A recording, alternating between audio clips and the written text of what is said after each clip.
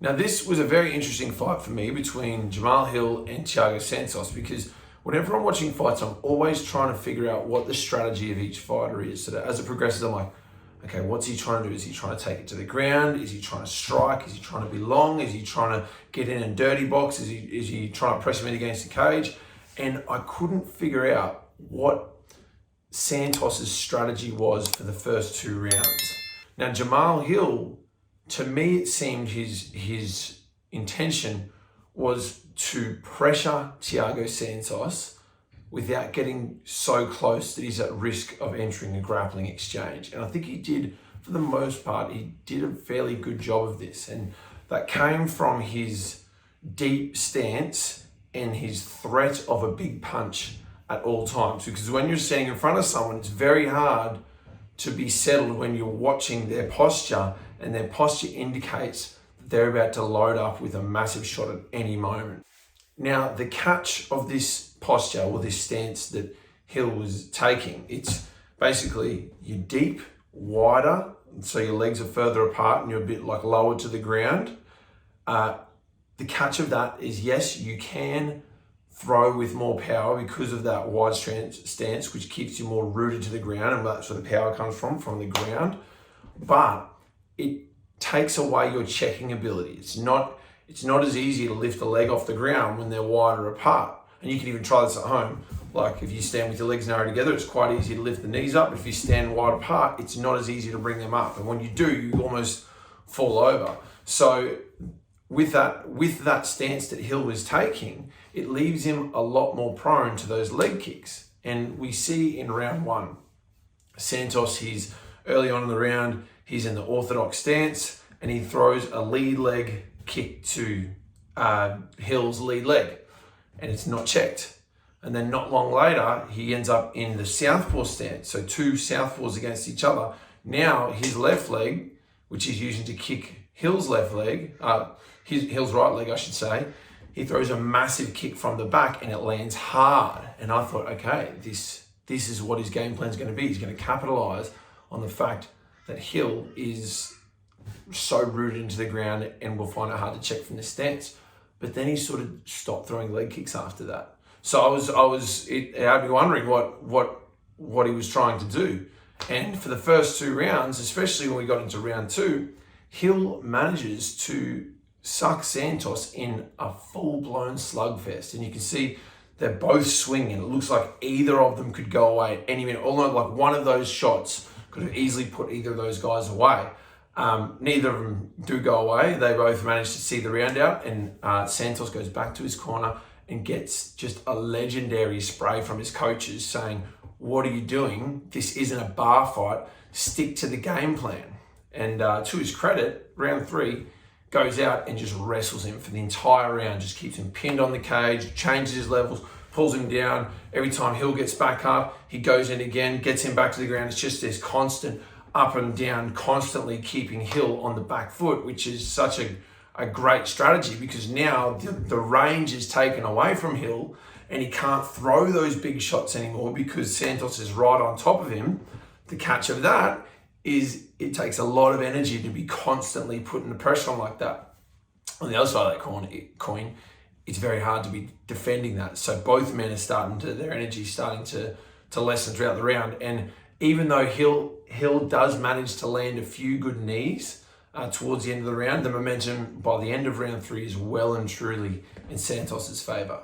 You can see the heavy grappling exchanges have an effect on Hill at the start of round four, because as he comes out, he's no longer got that assertive, dominant posture, but he's much more wary. He's sort of touched gloves and he's like standing back, watching, waiting, trying to figure out whether Santos is going to shoot once again. Because if he's coming forward and Santos shoots, he's taking that range away for Santos. But as the seconds roll by, you can see Hill start to get his confidence back. Okay, maybe he's not going to shoot. Then he starts going on the aggressive again and putting the pressure on. And as we sort of start to get like towards the first minute of the round out of the way, Santos is on the back foot trying to get away from Hill's pressure once again. It isn't long where, just like in round two, Santos's ego gets the better of him, and then he starts to get pulled into this striking exchange, back into a slugfest with Hill, which is much better for Hill.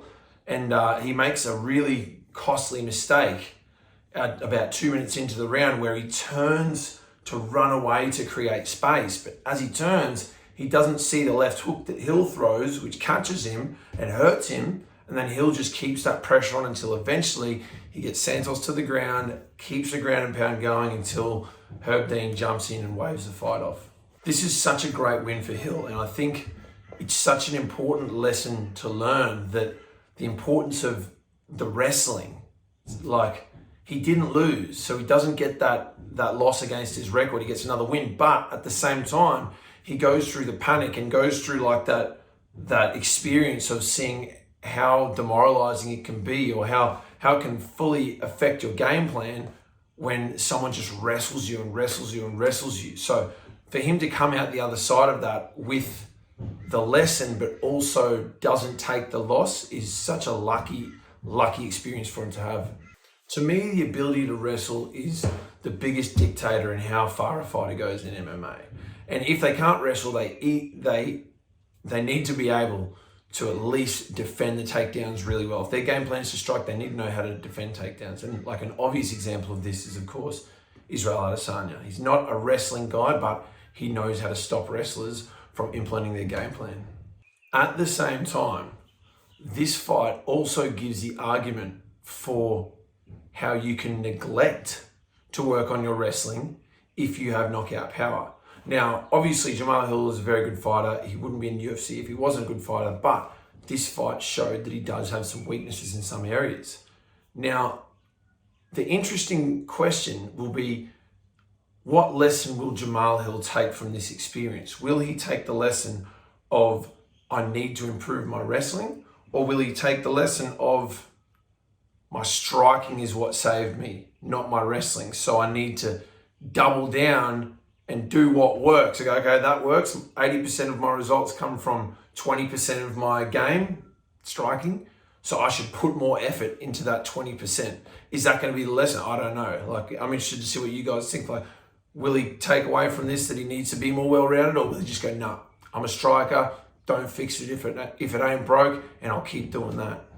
The ability to end a fight with one punch is so important. And just like Deontay Wilder, who could be losing every second of every minute of every round in a fight, and then in the 20th minute, knock a guy clean out with a right overhand, those first 20 minutes didn't matter. It doesn't matter that someone was schooling him for the whole fight if he knocks him out. So that's such a good argument as well. Like, well, don't worry about it. Like, if you can knock him out and you can back your ability to knock him out, you don't need to worry about learning to wrestle or learning any jiu-jitsu or, you know. So that is actually a good argument for the counter to what I was saying earlier. Now, like, which way is correct? There is no correct way. It's always going to be different, and there's arguments for both. Now, I personally think you should always be working on your weaknesses, but that's just my way. Like, you can't say Deontay Wilder isn't a good boxer because he went his whole career knocking out everyone who stood in front of him until he came across Tyson Fury. So how can you say that he wasn't successful? He was. He only had one guy that he couldn't do it to. So he was definitely successful. But for me, I definitely would always encourage working on weaknesses rather than just doubling down on strengths. Guys, if you enjoyed this video, be sure to hit that like and subscribe button. We've got videos like this, plus technique breakdowns and tutorials coming out all the time. So be sure to hit that notification button, and we'll see you in the next video.